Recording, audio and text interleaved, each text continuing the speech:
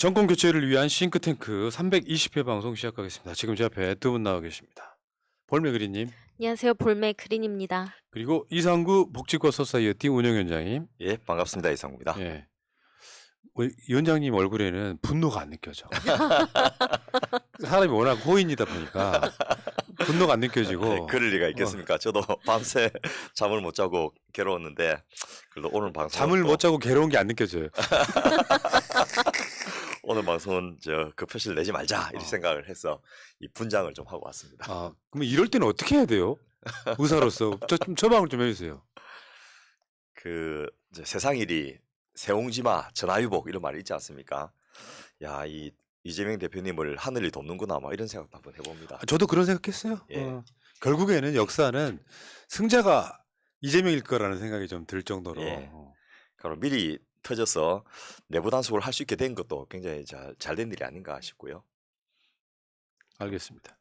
여러분 혹시 시청자 여러분 혹시 복지과 소사이어티라고 아세요? 이게 이제 여러분들이 그렇게 환호했던 문재인 케어를 사실상 설계한 곳. 왜 사실상이라고 설명을 하냐면요. 그 외에도 관련 있는 곳들이 있었겠지만 예. 그 밑그림 그리신 일종의 이제 이를테면 조국 장관이 자기소개서 초안 잡듯이 초안 잡은 것.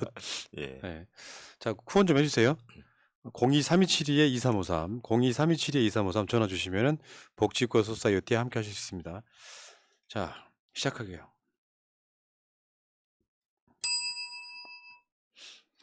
자, 지금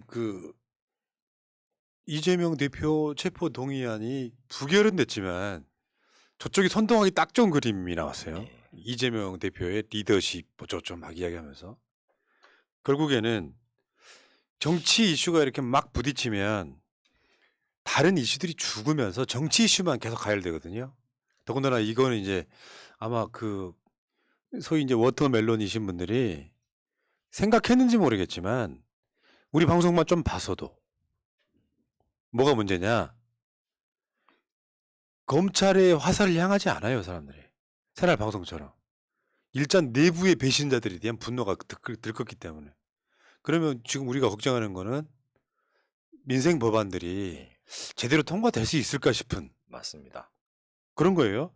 그리고 또 이렇게 어려운 시기일수록 우리가 근본을 돌아봐야 되는데 왜 지금 그 검찰의 공격에 대해서 우리가 온몸으로 막아가면서 이 정권을 이겨내야 되는지의 이유가 이번 기회에 한번 다시 되살려 보면 뭐 개인적인 이유 때문에 여러 가지 또 공천 극식 때문에 다른 결정을 하신 분들도 자기들의 눈앞에 있는 이익을 넘어서서 자기들이 의도하지 않아도 이 윤석열 정부의 부역을 하는 역할을 하고 있다라는 것을 좀 일깨워드려야 되겠다 싶어서 우리가 무엇을 위해서 싸우고 있는지 이런 것을 한번 되돌이켜 볼 수 있는 주제를 삼아봤습니다.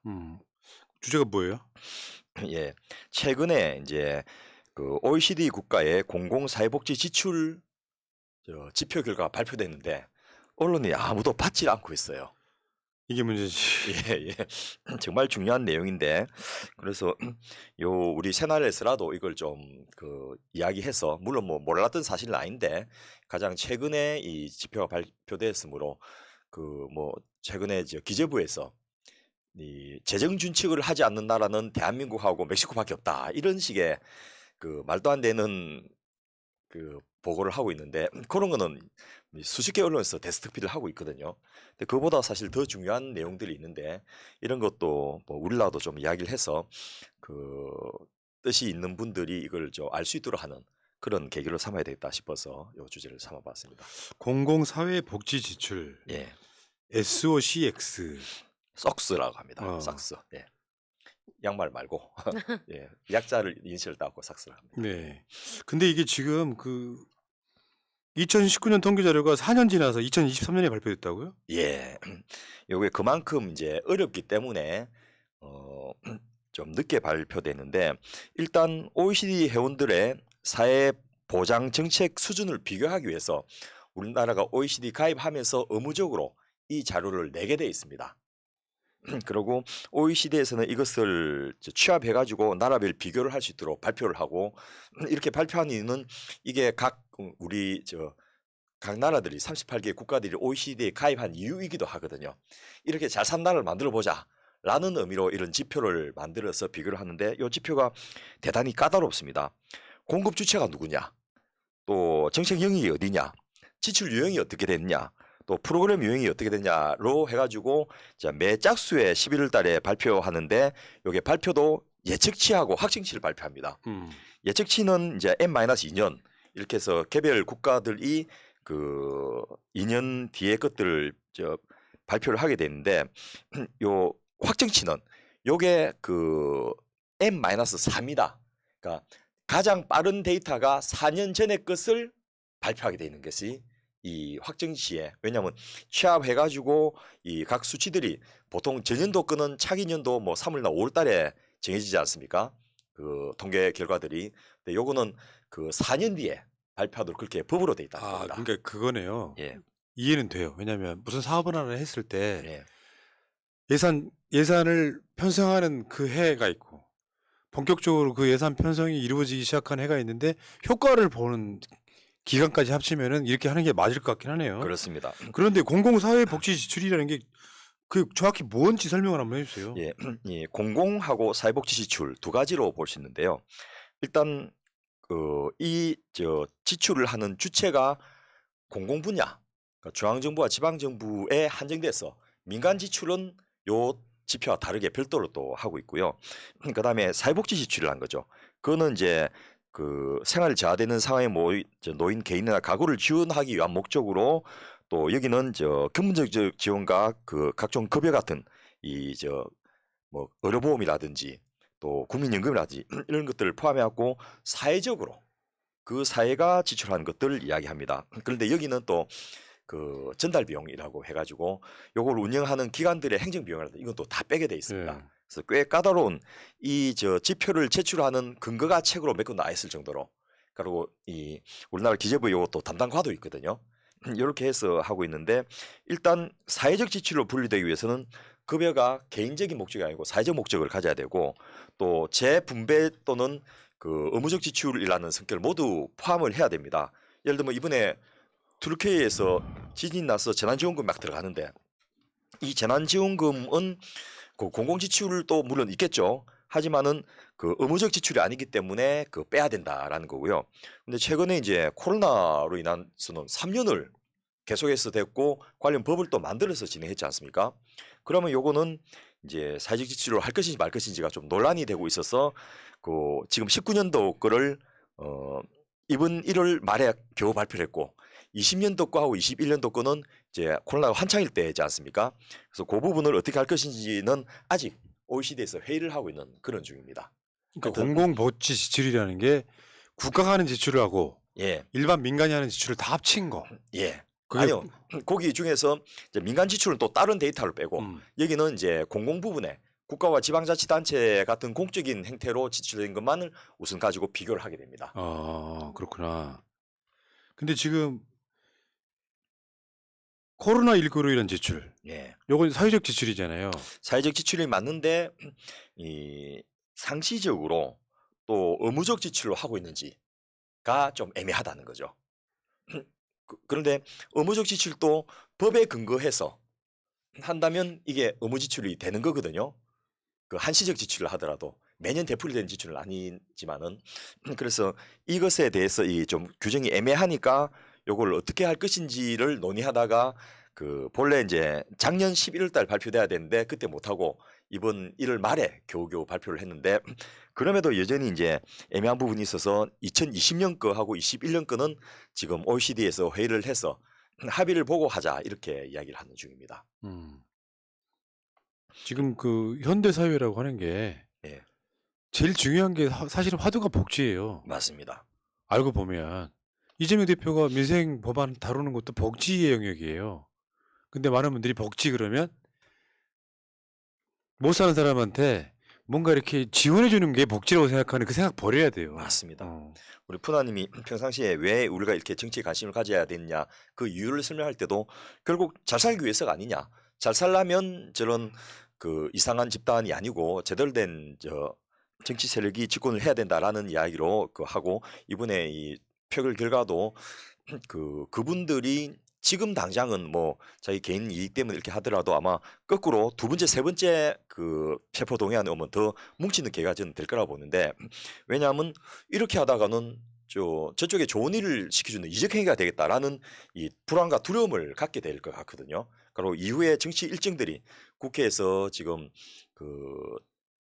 이 전체 회의에서 그 본회의에서 표결해야 될 내용들이 이제 이런 내용을 상기시켜 줄 내용이 많기 때문에 결국 자연스럽게 자기들의 의사가 아니고 이 국민들의 요구 때문에 뭉치는 그런 과정으로 가게 되지 않겠나 하는 생각이 듭니다. 예. 이 확정치 자료가 예. 지금 어떤 내용들이 반영되어 있는지 좀 설명 좀 예. 해주세요. 여기에 이 내용들이 그 공급 주체가 공공이냐 민간이냐 따라서 나누고 또 법정 의무 지출이냐 여부에 따라서 나눈다고 했는데 그 9개 영역으로 이것을 나누는데요.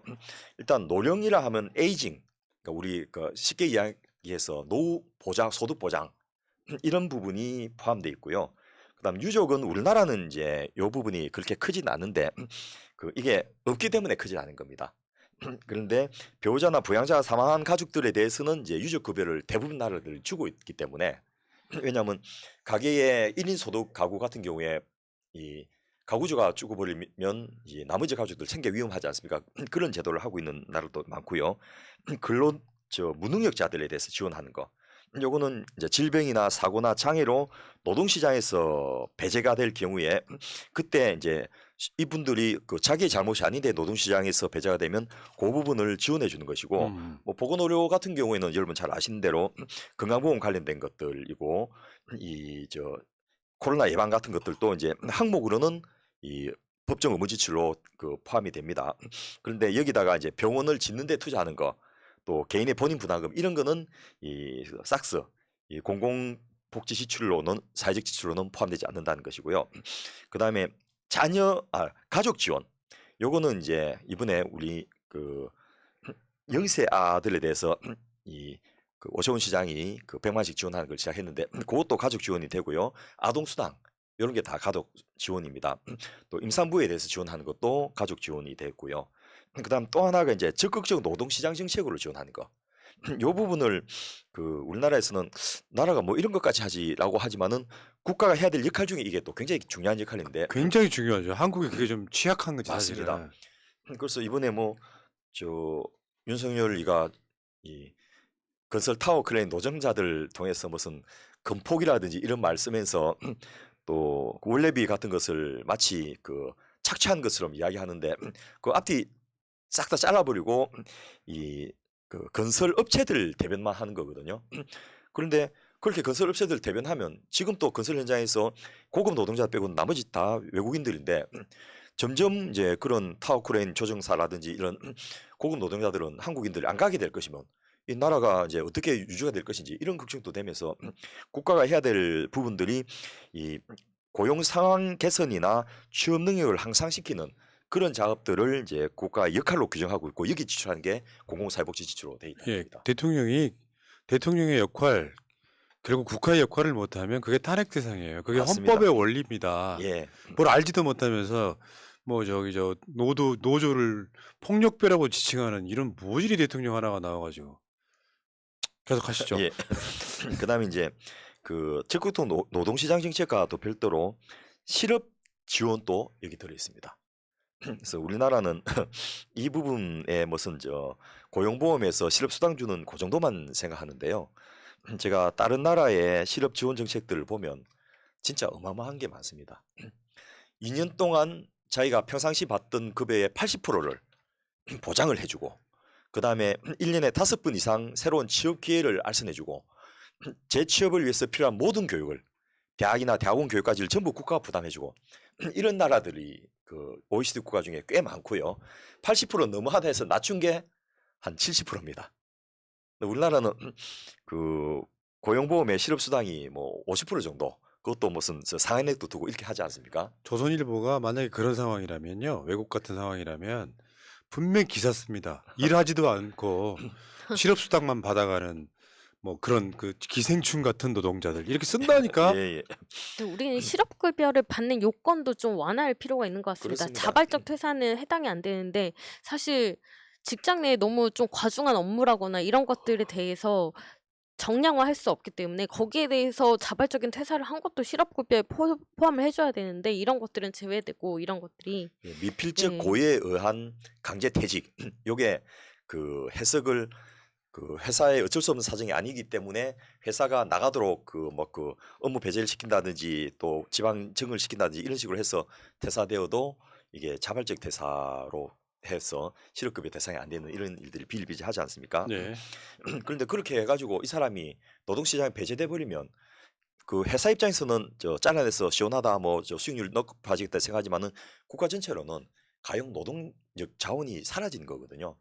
그래서 어쨌든 끌어들여서 다시 교육시켜서 필요한 저 역할을 할 수 있도록 해주는 것이 국가의 역할이고요. 그러니까 그 제가 예. 사족을 달면 윤석열 찍은 이직들은 그것에 대한 개념이 없는 거예요. 예.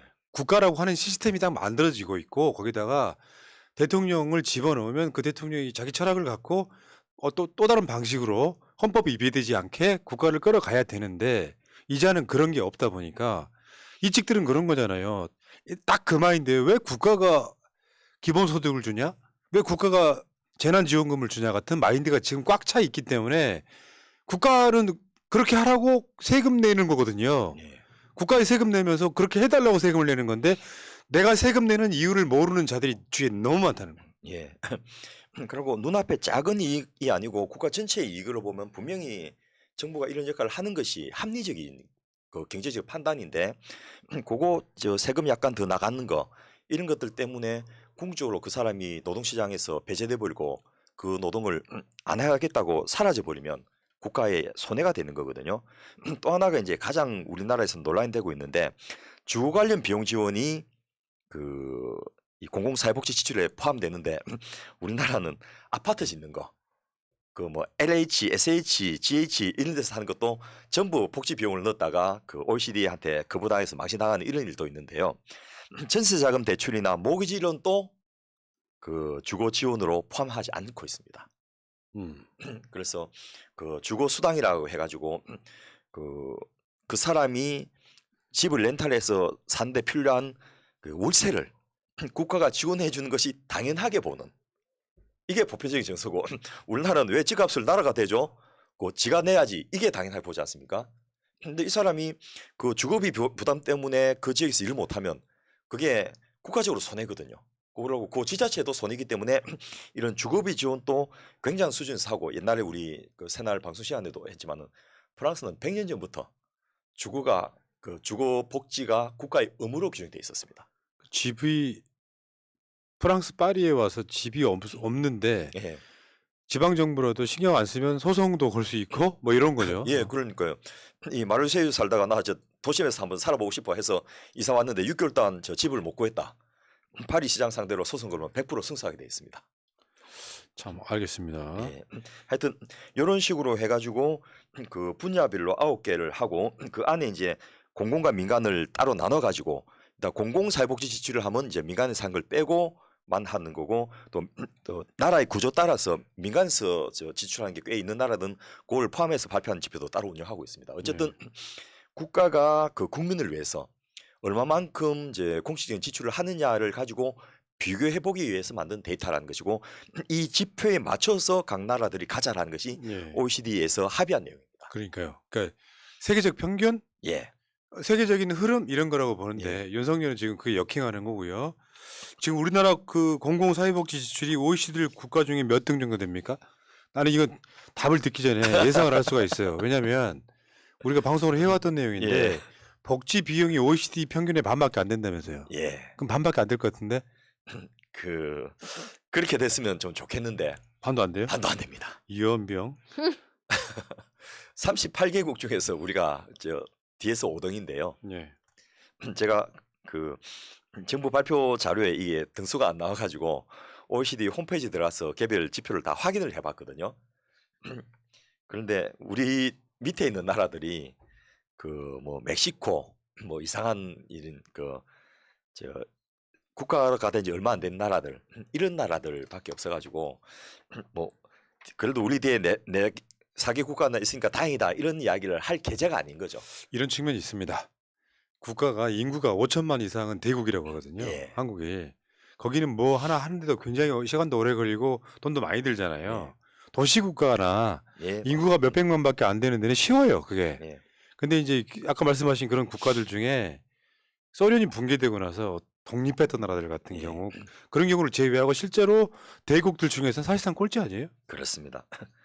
그리고 우리나라가 경제 규모가 뭐 지금은 좀 다시 뒤로 밀렸겠지만은 한때 이태리를 제끼고 영국을 제끼고 6위까지 올라간 적이 있는 나라지 않습니까? 그러니까 OECD 38개 중에서 그 아무리 못 봐도 상위 25 내지 30% 안에 드는 나라인데 요 삭스 이 공공사회복지 지출은 끝에서 그 순서를 세는 게 빠른 이런 나라인데 그 규모가 그냥 적은 게 아니고 현격하게 적습니다. 그래서 OECD 평균이 GDP 대비로 20%를 지출한 게 평균입니다. 그런데 우리나라는 GDP 대비로 국내 총생산 대비로 19년도에 236조 정도 지출했으니까 12.3%입니다. 그래서 평균보다 7.7%가 낮은데요. 우리나라가 2,000조 정도를 생각하면 10%가 200조입니다. 그러니까 한 160조, 70조 정도를 덜 쓰고 있다는 이야기입니다. 그때 나 기억에 남는 게요. 우리 위원장님께서 그런 이야기를 해주신 적이 있어요.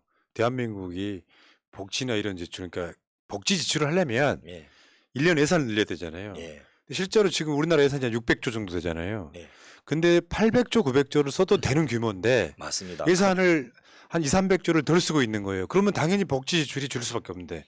예, 아주 중요한 지적을 해 주셨는데요. 그 GDP 대비로 예산 규모가 다른 나라에 비해서 굉장히 적다란 이야기를 그 저희 방송 시간도 몇 번 했는데 한 78% 정도 되거든요.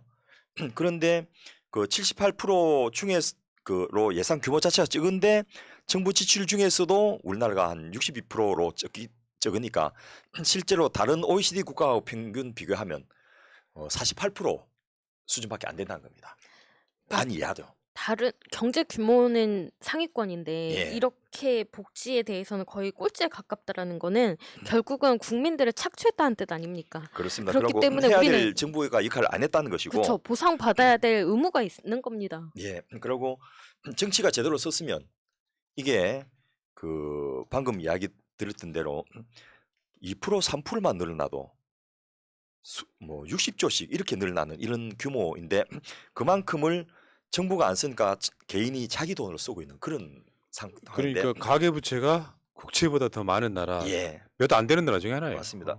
그래서 뭐 공공사회복지 지출이 많은 나라는 뭐 그냥 쉽게 예상할 수 있도록 그 스웨덴, 노르웨이, 핀란드 같은 북유럽 국가는 당연히 많을 거고, 또 국가 시스템 자체가 이제 이런 부분을 좀 강조하는 정부가 집권하고 있는 프랑스라든지 또 이태리 같은 데가 그 19년도에 이게 좀 높았는데요.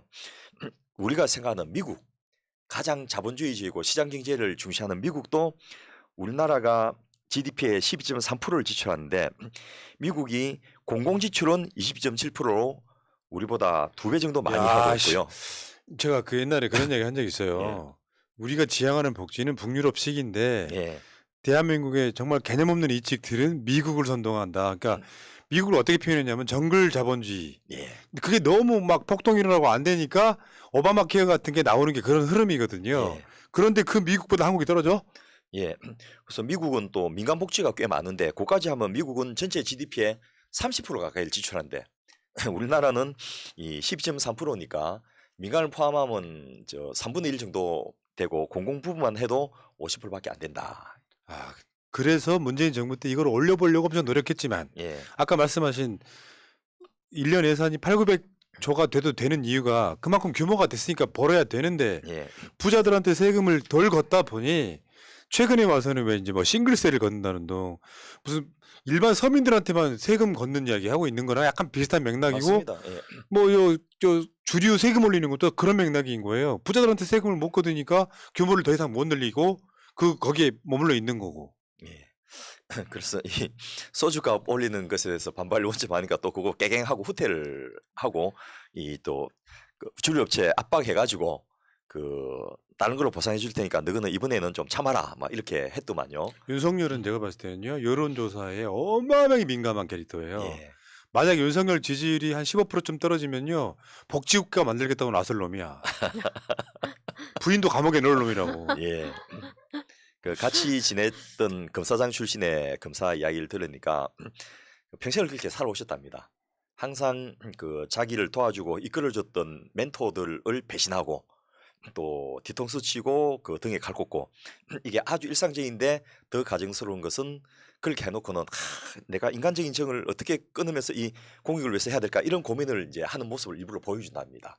쇼잉이지 쇼잉. 예, 쇼잉이 아주 강한 분이라고. 자 넘어가시죠. 지금 예. 윤석열을 흉보는 시간 아니니까. 예, 예. 그러면 이 공공사회복지 지출이 주로 어떤 항목에 지금 예. 적용되고 있습니까? 그 다른 나라도 그렇지만은 이제 건강보험 같은 부분이나 그 노인장기요양보험 포함하는 그 보건 부분 또 이 기초연금이나 국민연금 같은 이제 노후 소득 보장 부분 그 다음에 이제 아동수당 지급 같은 가족 부분 이런 것들이 이제 제일 높은데 우리나라도 요걸 세 가지를 합하면 전체 공공사회복지 지출의 76%입니다. 그런데 보건 분야가 의료보험이 연간 105조가 나가니까 원체 이게 큽니다. 이 39.6% 가장 많고 국민연금은 아직은 지급은 많지 않거든요. 그러다 보니까 이게 한 25%. 그다음에 아동수당 뭐 다 합쳐서 11.2%요 정도밖에는 안 되는데요.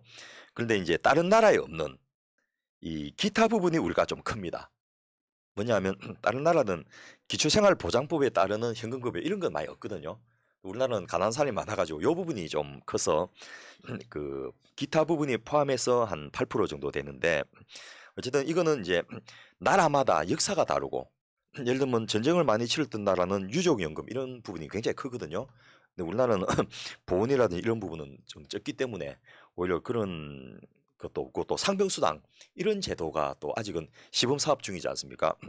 그래서 좀 다른데 어쨌든 비중도 이제 보건 부분이 그 가장 크고 그다음에 노령 보장 부분이고 그다음에 이 약한 부분 그게 저 적극적 노동시장 정책이라든지 실업이라든지 주거 같은 경우에는 그 0.8%밖에 안 돼요. 그래서 이런 그 9개 포트폴리오가 뭐 균등할 수는 없지만은 그는 역사적인 상황, 문화적인 또 전통적인 측면 이런 게 다 있어서 그 할 필요는 없지만은 그 김대중 대통령께서 만들어 놓으셨던 그 의료보험 통합 또 국민연금 지급 그 관련 정책 또 그런 몇 가지 빼고는 사실은 우리나라가 그나마도 없었으면 굉장히 적었을 건데 이 탁월한 지도자분이 오셨을 때 이런 정책이 확충되면서 그나마 그 나라 꼴을 좀 하고 있는 그런 상황이 됐다라는 것도 이런 자료를 보면서 확인할 수 있었습니다. 윤석열은 100번 설명해도 모른다 이 이야기. 예. 왜 그러냐면 그게 기본적으로 기득권 부자들의 소리만 듣고 뭐 저 국채 발행하거나 그러면 어마어마하게 큰일 나는 줄 아는 사람이잖아요. 그렇다 보니까 이번에 문재인 케어에서 뭐 CT, MRI 이런 거 예. 급여 항목에서 빼버리는 사건은요 역대급이에요. 복지를 빼는 경우도 있습니까? 그 박근혜 정부, 이명박 정부 때도 이 복지부 장관으로 임명된 사람이 또 뭐 전재희 장관 같은 사람도 이 적극적으로 이걸 지켜내는 그런 역할을 했는데 이 정부 하에서는 좀 특이하게도 보수도 이런 거는 지키려 하는데 왜냐하면 표 떨어지니까. 근데 그런 앞뒤 안 가리고 정말 소신에 따라서 헌신적으로 일하는 분들이 많은 것 같습니다. 예. 근데 지금 이게 다른 나라에 비하면 공공사회복지 지출이 비중이 적단 말이에요. 예. 거의 꼴찌급인데. 예. 근데 얘네들이 이제 쓰는 스킬이 있죠. 예. 증가 얼마 갖고 얘기하잖아요. 맞습니다. 기저효과가 있으니까 조금만 올려도 많이 증가하잖아요. 맞습니다. 예.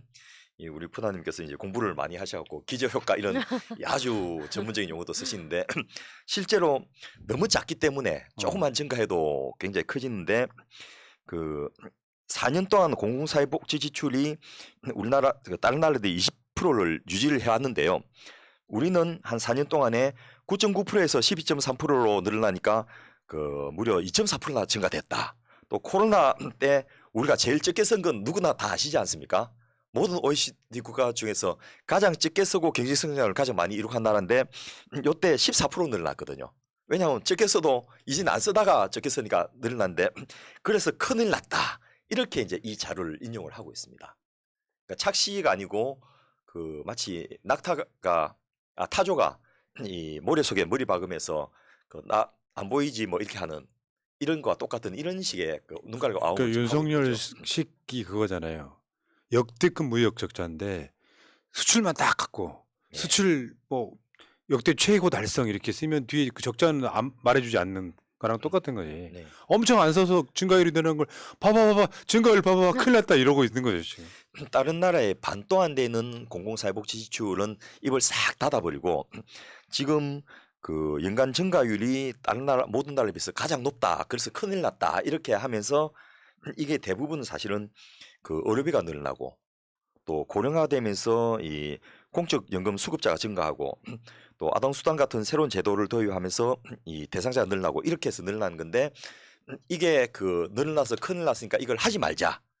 라는 이 소스로 똑같은 데이터를 어떻게 이렇게 쓸 수 있는지도 참 창의적이다 싶은데 아이, 적으니까 이제 정상화시키자 이렇게 생각을 안 하고 그분의 장모가 요양병원 급여를 부정으로 수급한 사람이잖아요. 예. 정말 훌륭한 복지사들이세요 보면. 아니죠? 그리고 기재부에서는 이거보다는 동시에 앞서 말씀드렸던 대로 재정 준칙을 다른 나라들은 다 도입하고 있는데 우리나라는 안 하고 있어서 그 나라가 위험하다, 국가 채무가 문제다 이런 이야기하는데 뭐 푸나님 이미 잘 알고 계신 대로 국가 채무 비중이 세계에서 OECD 국가 중에 가장 낮은 나라에 우리가 속하고 또 재정 준칙을 도입한 나라들은 GDP의 그 50% 60%를 쓰는 나라들입니다. 그런 나라들이 걱정해야 될 걸 우리가 미리 걱정해 갖고 이걸 하겠다는 것은 결국 세금 안 내도 되도록 이 시스템을 맞아요. 유지하겠다는 것밖에 아니죠. 그러니까 뭐 이 나오는 모든 것들이 예. 부자들 세금 내기 싫어 이거예요 이거. 예.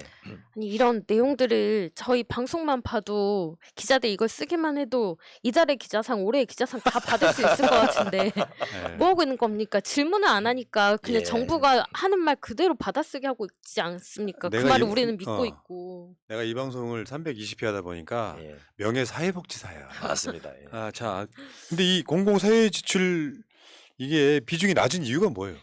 예, 앞서 푸나님께서 지적하신 대로 일단 GDP 대비 국가 재정의 비중이 너무 적기 때문에 그 아주 우리보다 훨씬 못 사는 나라들 다 포함해 가지고 OECD 평균 우리가 상위 25% 내지 30% 안쪽이라 했지 않습니까? 그런데 이 50%인 평균에 비해서도 우리가 78%밖에 안 쓰니까 22%가 적지 않습니까? 그런데 다른 나라를 쓰는 평균적으로 쓴 나라에 비해서 우리가 62%밖에 안 되니까 0.78 곱하기 0.61을 하면 0.47 됩니다.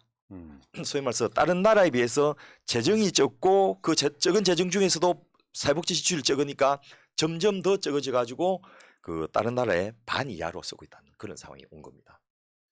야, 이게 이런 게 있어요. 기득권의 저항. 세금을 올리려고 하면 기득권이 저항하잖아요. 예. 그리고 계속 온갖 꼼수를 써요. 이명박이나 윤석열이가 들어서면은 부자들 감세해 줍니다. 근데 이게 쓰긴 써야 되잖아요. 그러니까 이제 조금만 올리려고 하면 거기에 또 저항을 하고. 예. 근데 그 저항하는데 사실 쥐뿔도 없는 정말 재산이라고는 별로 있지도 않은 사람들이 그 기득권과 같이 저항을 해주는 거예요. 예. 이게 계속 악순환되고 있는 거거든요. 맞습니다. 그러니까 국민들은 국가 세금의 혜택을 무슨 도로 깔고 이런 거는 새로 도로가 개통됐네라고 느끼지 잘 모르잖아요. 그리고 국방비로 지출되는 그 어마어마한 돈도 그 매일 보는 건 아니지 않습니까? 그런데 이 사회복지 지출은 자기 생활에서 항상 체감을 해야 되는데 세금을 더 내도 이게 달라진 게 없으니까 그 왜 이걸 내지라고 이제 동의를 안 하는 반대하는 그런 여론이 커지는 그런 계기가 되고 이 기재부나 이 기득권자들은 그런 국민 감정을 유발시키기 위해서 일부러 민감한 부분을 자꾸 올려가지고 처리해주고 이런 식으로 그 소위 말해서 이 국민들의 그 조세 지향성을 높이는 쪽으로 여론 조작을 하고 있다는 거죠. 그래가지고 작은 정부론이 나오고 예. 작은 정부론이라는 게 쉽게 표현 국가 재정 적게 쓰자는 거잖아요. 예. 그럼 관련한 부처들 직원 수부터 줄이는 거거든요. 그 가급적 개입하지 않는다라고 주장하는 게 바로 자유시장 경제입니다. 그러면서 국민을 속이는 거예요. 근데 이 구조를 모르니까 이 측들이 아직도 윤석열을 지지하는 사람이 있는 거예요. 예. 빨리 그 빨리 탈출하는 건 지능선 뭐 예. 이렇게. 자, 그러면 국가 재정 지출이 적으면 어떤 문제가 있습니까? 첫째, 그 정부 지원을 받아서 가장 크게 혜택을 보는 계층이 바로 저소득 취약계층들이거든요. 노인, 장애인, 또 이 아동, 청소년 뭐 이런 축인데 그 가난한 사람들이 가장 먼저 위축이 돼 가지고 이분들은 경기가 어려워지면 일단 안 쓰고 그 맙니다. 그냥 견디는 거예요. 그러니까 이분들의 비중이나 숫자가 적지 않은데 이분들이 경제 활동을 안 해버리면 그만큼 내수 경제가 위축되는 부분이 문제가 있고요. 두 번째로 국가가 지출을 안 하면 임금에서 모든 걸 다 써야 되지 않습니까? 그래서 이 공공사회복지 지출은 정부가 그 임금을 대신 지급해주는 이전 지출로도 표현을 합니다. 그런데 직접 자기가 월급 받아서 쓰는 그 말고 이전 지출의 비중이 원체 적다 보니까 국민들이 임금에 대한 의존도가 높아져 가지고 기업들한테 그 임금 올라가는 압박을 계속 하게 되니까 노사정의가 구조적으로 심해질 수밖에 없어서 기업들 입장에서 이거 손해거든요. 아니, 세금 내면 그만큼 정부가 그 근로자와 그 가족들을 지원하게 하면 자기가 임금을 덜 올리도 국민들이 불만을 많이 안 가질 거라는 거죠.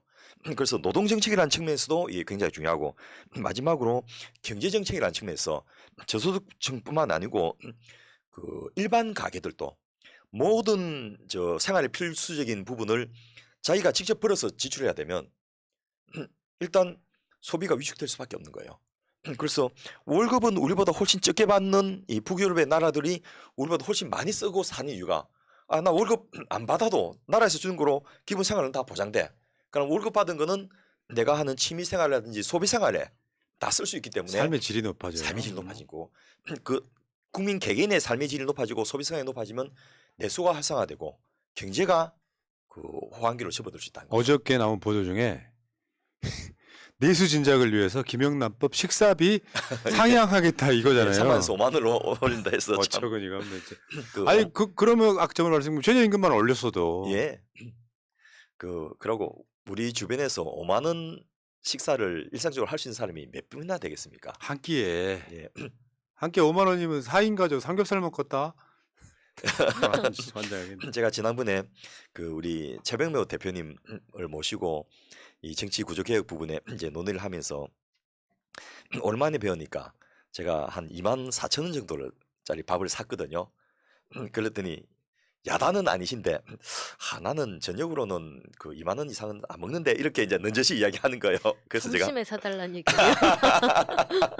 보통 점심은 좀 저렴하니까 네, 그래서 선생님 죄송합니다. 제가 그 선생님 뜻을 몰라 뵙고 이렇게 실수를 했습니다 하고 사과를 드리고 그 말은 이제 비싼 거 먹으면 네가 경제적으로 그 의존하게 되고 그렇게 되면 하고 싶은 일을 제대로 못 하니까 그 가난하지만은 검소하게 살고 낭비를 하지 말라는 이런 뜻으로 평생을 또 그분이 그렇게 살아오셨거든요. 우리나라 최초의 로펌을 만들어 가지고 떼돈을 벌 때도 그 자기 생활을 한 번도 안 바뀌었던 분이세요. 그런 교훈이라 생각해서 제가 이제 그 사과도 하고 또 그렇게 해야 될 노력을 하지만은 그 국가 전체 입장에서는 사실 좀 쓰는 게 좋은데 문제는 김영란법에 저촉되는 분들이 그 5만 원 이상 쓰는 것이 과연 국가 경제에 얼마만큼 도움이 될지 이런 거는 좀 생각을 해봐야 될 것 같아요. 지금 10,000명에게만 평등한 대한민국 예. 뭐 이렇게 보고요. 결국에는 복지 국가 소사이어티의 이념이거나 예. 우리 똑같은 이념인데 어려울 때 지출을 줄이면 안 됩니다. 그것도 그렇습니다. 아주 옛날 방식이고 예. 기업들이 있잖아요. 기업들이 어려울 때 제일 먼저 줄이는 게 홍보비거든요. 예. 그거랑 같은 맥락이에요. 어려우면 어려운 대로 최근에 어떤 홈쇼핑이 밤에 방송을 안 해요. 경제가 안 좋아서 그런 거거든요. 그거랑 같은 맥락이에요. 어려우니까 재정 지출을 규모를 줄이자라고 하는 게 가장 멍청한 거고 오히려 일부러 그러는 느낌. 예. 음. 그래서 프랑스 같은 경우에 OECD 국가 중에서 공공사회복지 지출이 가장 많은 이유가 프랑스는 내수를 진작시켜서 경제를 활성화시키는 정책이 아주 일찍부터 자리 잡았거든요. 프랑스의 복지 정책을 보다가 이 나라는 도대체 정부가 국민에게 돈을 못 줘서 안달난 정부냐 막 이럴 정도로 그 복지 지출의 종류가 너무 다양하고 많은 거예요. 그래서 그걸 개별로 또 국민들이 알기가 어려우니까 공무원들이 그 사람한테 당신이 받을 수 있는 그 복지급여는 이런 겁니다 하고 쫙 그 보내줘요. 그래서 그 중에서 가장 필요한 것을 골라서 쓰세요. 이런 정도로 서비스를 하는 걸 보고서 뭐 심지어는 그 프랑스에서 공부하다가 이제 부모님 이 몸이 안 좋아서 들어오신 분이 한국에 와 있는데 당신 앞으로 에너지 바우처가 와 있으니까 빨리 찾아 써라. 이렇게 그 연락이 온 거예요, 문자가. 그래서 아니 나 저 프랑스 있지도 않는데 왜 에너지 바우처를 주냐 했더니 아니 당신이 프랑스에서 몇 년 동안 거주했기 때문에 이 바우처를 쓸 자격이 생겼다. 하면서 그 에너지 바우처 금액이 꽤 큰 거예요. 그래서 이 나라가 정신이 있나 없나 막 이런 생각을 제가 이야기했더니 이분이 뭐라고 하냐면 이렇게 저 경제가 어렵고 막 그 우크라이나 전쟁 때문에 에너지 가격이 올라서 위축되니까 그때는 이렇게 풀어준대. 그 코로나 같은 경우도 풀리자마자 쫙 그 깔았던 돈을 수거하는 정책을 시작한다는 거예요. 그러니까 특히 고소득자들 재벌 대기업들 거부터 먼저 쫙쫙쫙 빨아들여갖고 정부가 회수를 하더라는 거죠. 그래서 이 나라는 주는 것은 이제 가난하고 저소득 계층을 빨리 주고 많이 주고 먼저 주는데 저 회수하는 것은 고소득층 또 대기업 이런 쪽부터 먼저 회수합니다. 이렇게 해서 이 나라가 그래도 이 유럽의 열강 중에 하나로서 유지가 된 것 같습니다. 이런 이야기를 그 하는 걸 듣고서 이 사람은 이 그 프랑스인들도 가기 어려운 그 그랑제골 중에서 제일 그 중요한 국립행정학교 미테랑이라든지 이런 사람이 다 그쪽 출신이거든요. 거기 나온 한국인인데 이분이 이제 그런 이야기를 한 걸 듣고서 야, 이 정부가 저런 역할을 해야 되는 거를 제가 다시 한번 거꾸로 알게 된 그런 계기가 있었습니다. 예. 그러니까 이게 복지국가라는 게 사실 너무 소모된 단어라고 생각이 들어요. 예. 왜 복지국가라고 하면 보통 보면 있잖아요. 국민 생활 만족도, 민주주의 수치, 언론의 자유 다 상위권이에요. 예. 우리가 만들고 싶어하는 이상 국가 중에 하나인데 거기에 이제 나라마다 성향이 좀 다르긴 하지만 특히 북유럽이나 뭐 캐나다나 프랑스나 이런 데는 그런 시스템이 잘 돼 있다. 예. 결국 핵심에는 그런 거거든요. 저는 그렇게 봐요. 부자들이 세금 내는 곳을 주저하지 않아요. 예. 그래야 그게 만들어지고 그 워렌 버핏 이야기가 그거 아닙니까? 내가 세금을 많이 내야 나를 위에 돈 벌어주는 국민들이 건강하고 그 건강한 국민들이 다시 나한테 돈 벌게 만들어줘. 이 시스템을 돌리지도 못해 한국 사회는. 맞습니다. 기업들이 그 왜 힘든 고용 문제를 우리 기업한테만 맡깁니까?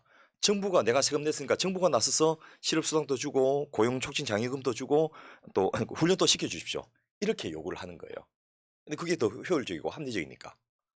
근데 우리나라 기업들은 어떻게든 저 많이 부려먹고 착취할 수 있고 빨리 쫓아내게 하려고 뭐 69시간 노동시간 하다가 문제가 되니까 62시간 줄여서 발표하고 뭐 이런 일들이 있지 않습니까? 그러면서도 11시간 연속 휴식 이거는 또 빼고 막 이런 그 상상을 초월하는 그 노동법 개혁을 지금 추진하고 있는데 그런 분들이 좀 그 조금만 공부하면 알 수 있는 내용이거든요. 그리고 별로 어려운 것도 아니에요, 이게. 자, 알겠습니다. 결국에는 국가 재정을 늘려서 경제를 활성화해야 되는데 그게 국가의 역할이고 예. 그건 기본이잖아요, 기본. 예.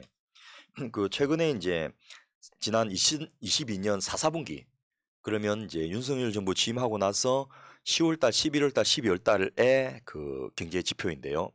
뭐 그 전체적으로 가구당 월 평균 소득은 늘어납니다. 왜냐하면 우리 경제가 어쨌든 아직은 마이너스는 아니고 성장률 낮았지만 플러스 성장을 하고 있는데 문제는 가계 흑자액이 마이너스 2.3%로 감소했습니다.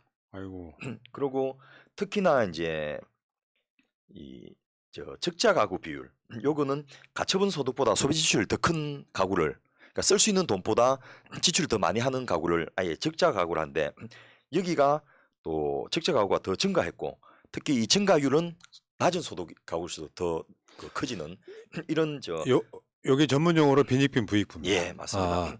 그래서 이렇게 일어나고 있는데 문제는 정부가 이럴 때 이 저소득층이라도 돈을 쓸 수 있도록 지원을 해줘야 되는데 지금 여러분 아시는 대로 이 가스비, 전기요금 인상, 또 지하철과 버스 요금 인상 이런 식으로 해서 없는 사람이 그나마 하는 최소한의 경제 활동도 못하도록 막고 있는 이런 상황이고요.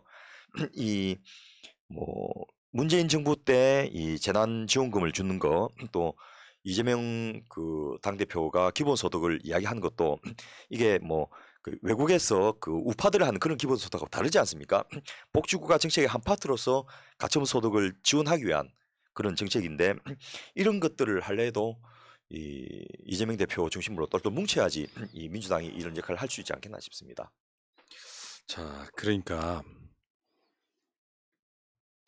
대통령은 전 철학이라고 예, 말씀드렸거든요.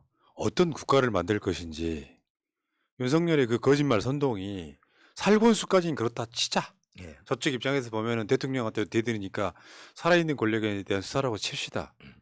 그런 자가 대통령이 됐으면은 환골탈태해야 되는 거예요. 나는 항상 하는 말이 국가의 역할은 약자를 위해 존재하는 거예요. 강자들은 국가가 딱히 필요가 없어요. 국가가 걸거치고 걸리적거리지 막 수탈해버리면 되는데 그걸 막아주는 역할을 국가가 해야 되는 거고 그게 단순하게 어떤 물리적 힘 이런 게 아니라 국가가 세금을 받았을 때 여러분 부자가 내는 세금이 많을까요? 일반 서민이 내는 세금이 더 많을까요? 일반 서민이 내는 세금이 훨씬 많습니다. 개개인의 숫자는 적을지언정 합쳐보면 훨씬 많다고요. 그럼 그 국민을 위한 대한민국 사회에서 어떤 기업이고 국민 없으면 돈 벌어요? 근데 그 기업들한테만 최근에 우리가 분노했던 게 그거 아니에요. 아파트 미분양 아파트 나라가 사주면서 다른 쪽에서는 뭐 자유시장 경제 이야기하고 자빠졌는데 문제는 그런 구조를 갖고 있는 사람이 철학이 없다 보니까 이게 옆에서 이제 기재부 같은 애들 이야기 듣는 거잖아요. 예. 아, 어렵습니다. 그러면 뭐 자기가 뭐 아는 척 막 엄청 떠들고 거기에 옳다구나 하고 기재부에 이런 사람들이 뭐 저기 김영란법 식사비나 올립시다. 내수신작하게. 국민을 갖고 놀고 있는 거예요. 제가 봤을 때는. 이런 미친 짓을 하고 있는데도 분노하지 않아. 대통령이 뭐 개별 정책들을 다 세세하게 챙길 수는 없겠지만은 푸나님 방금 말씀하신 대로 나의 집권 철학, 통치 철학, 국가 운영 시스템은 이런 거다라고 해서 그 큰 틀에서 발표를 하면 그에 따라서 장관들이 그 밑에 있는 국가장들을 설득해가지고 이 나라를 운영을 하게 되는 거거든요. 그런데 대통령이 지들끼리만 다 해묻고 또 있는 사람들, 가진 자들 이런 사람만 챙기겠다 하면 저게 그 현 정부의 방침인가 보다 해서 공무원들도 따라서 움직이게 되는 거거든요. 그런데 지금 그 아마 2차 체포동의안 그게 제출되기 전에 양곡관리법이나 노란봉투법이 본회의에 상정되지 않겠습니까? 그럼 여기도 과연 민주당에서 반대하는 그런 표들 나올까요? 그리고 이런 것들은 그 공개 투표가 될 가능성이 상당히 아, 많습니다. 김영이죠. 뭐 이건 무조건 김영이죠. 예, 그러니까 그러면 자기들이 이제 선택을 할 수밖에 없고 결국 그런 자기들 선택이 어떤 민주당을 만들어 갈 것인지를 상징적으로 보여주게 되지 않겠습니까? 그리고 그 올라온 어렵게 패스트 트랙까지 타고 올라온 이런 법안들 통과시킨 것뿐만이 아니고 앞서 말씀드렸던 62시간 연속 그 연장 근무를 허용하는 노동법 개혁안이라든지 또 연금 보험료율을 높이면서 보험 소득 대체율을 낮추는 국민연금 개혁 방안이라든지 또 앞서 푸나님 언급하셨던 MRI를 급여를 축소하는 이런 건강보험법 개정안이라든지 이런 것들이 이제 안 움직이면 그냥 시행령으로 적당하게 해갖고 밀어붙여 버리려는 정부지 않습니까? 그럼 거꾸로 그것을 법으로 막을 수 있는 적극적인 입법 정책을 해가지고 버텨줘야지 국민들이 그 다음 총선에서 표를 줄 거 아닙니까?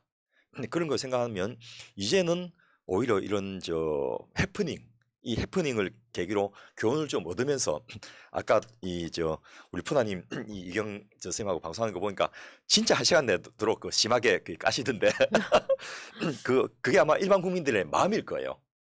그리고 그 방송을 듣고 보고 전달받는 어원들도 이제 겁이 좀 날 거고 그러면 앞으로 더 똘똘 뭉쳐서 좀 자기들의 주어진 역할을 하는 그런 계기도 될 수 있지 않겠나 하는 생각에서 저는 너무 실망하지 말고 힘을 내자 이 말씀을 꼭 드리고 싶습니다. 뭐 지구가 끝난 건 아니니까. 예. 결국은 저는 그래요. 민주시민들은 집단지성 발휘하면 또 방법 찾아내고요. 예. 우리 역사상 내가 박근혜 탄핵 때까지만 해도 대한민국의 민중이 승리한 역사가 없다는 얘기 수도 없이 했거든요. 근데 역사가 바뀌었어요. 결국 국민이 이긴다 이렇게 보면 예. 윤석열은 우리가 이렇게 일단 봐야 돼요. 윤석열이 지금 대통하신 분들 잘 들으세요. 윤석열이라고 하는 캐릭터가 결국 대한민국 사회의 부패 기득권들을 망하게 만드는 기제로 작동할 가능성이 되게 높다. 아니 다른 걸 떠나서 무능한 걸 어떻게 참아 국민들이. 근데 무능한 게 자기 욕심은 없는 무능함이 아니고 자기 이재에는 또 어마어마하게 사악해. 이 구조를 알고 있는데 거기에 지금 내통해가지고 사실상 윤석열 한동안 편들어준 사람들은 민주당 아니라고 생각하는 거예요. 제 입장에서는. 제가 아는 이 모 검사장님께서 하는 말이 지금은 그분은 이제 그 검찰을 떠났는데 윤석열 덕분에 윤석열 때문에 옛날 하나회가 그 문제가 돼가지고 하나회 해체를 하면서 군부가 다시 정치에 기웃거리는 일이 없었지 않습니까? 아마 앞으로 100년 동안은 검사들이 그 정권에 기웃거리는 일은 이제 못하게 될 것이다. 이런 식의 전망을 하시더라고요. 근데 우리가 뭐 그런 저 특정 그 전문 집단들의 그 정치권 개입이나 이런 것보다 더 큰 거는 오히려 이런 사태를 겪으면서 우리가 무엇을 해야 되는지, 우리 정치의 역할과 사명이 뭔지 이런 것들을 좀 깨닫는 계기로 또 국민들을 더 단합하면서 이 대한민국에 가야 될 방향을 좀 힘을 모으는 그런 계기로 아마 윤석열이 기여를 한다면 그게 역사에 남는 기록이 될 것 같습니다. 예, 알겠습니다. 자, 이제 방송 마칠 시간이 됐는데 결국은 정치의 본질은 우리가 이 시간에 얘기한 거예요. 맞습니다. 정치의 본질이고 정치적 논란은 그 본질로 가기 위한 도구예요. 예. 과정이고. 예. 결국 핵심을 보지 못하는 사람들이 뭐 이재명 대표가 당대표가 되면 내가 공천에 불이익 받을 거야. 지금 현재도 이재명 대표는 민주당 당직을 친명계가 막 갖고 이게 말도 안 되는 약간 사실과 팩트도 다르지만 예. 그 마인드로 가다가는 결국에는 지금 그쪽에 예를 들어서 우리가 좀 배신자라고 대충 부를 만한 사람들 중에 가난한 사람이 어디 있어요. 민주당이어서 우리가 인정해줬던 거지. 가난해서 민주당을 지지한다가 아니고 부자들도 민주당 지지자들 엄청 많아요. 고학력 예. 지지자들이. 이 과정들을 여러분들이 아신다면 저는 오늘부로 좀 생각을 좀 바꿉시다. 생각을 바꿔야만 역사가 바뀌는 거라고 저는 생각합니다. 자, 알겠고요. 자, 여러분 지금 정봉주 TV로 이제 가시면 됩니다. 링크 하나 걸어드렸는데요. 정봉주 TV로 가셔갖고 새날에서 왔어요 한번 해주시면 될 것 같고 거기 가면 또 이제 뭐 정봉주 의원의 예언이 들렸다고 말씀하시는 분들이 있는데 다시 한번 말씀드려요. 그렇게 하는 게 바람직하다는 이야기지 그 숫자를 맞춰서 용하고 이런 게 아니거든요. 그런 이야기 하실 필요 없다 이렇게 말씀드리고 새날 물러갔다가 이따가 8시에 다시 오겠습니다. 정봉주 끝나면 우리 방송 다시 오시면 돼요. 물러가겠습니다. 고맙습니다. 감사합니다. 채널 구독 좀 해주시고요. 민주주의 평화 통일 다 죽어간다. 이대로는 놔둘 수 없다. 자, 다시 한번 해보는 거야. 자, 다시 한번 싸우는 거야. 자, 손 맞잡고 어깨를 걸고 우리 함께 이기는 거야. 자, 다시 한번 해보는 거야.